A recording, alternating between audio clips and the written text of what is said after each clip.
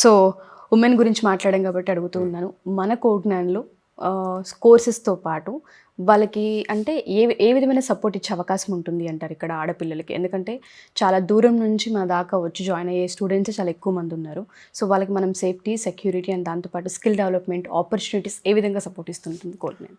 So కోడ్నాన్లో especially Vijayawada బ్రాంచ్లో like మాకు Vijayawada surrounding పల్లెటూరుల నుంచి ఎక్కువ మంది గర్ల్స్ వస్తారండి. వచ్చి సరౌండింగ్ హాస్టల్స్లో అది జాయిన్ అవుతూ ఉంటారు.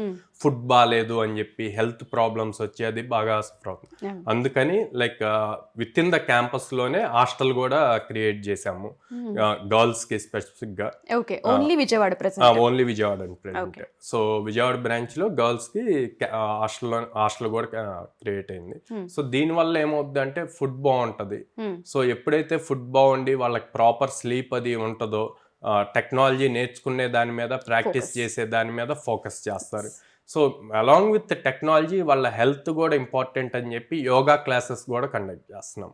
సో మార్నింగ్ సో అన్ని అంటే వాళ్ళు హెల్తీగా ఉంటారు, జాబ్ క్రాక్ చేసి వెళ్తారు అన్న పాయింట్ లో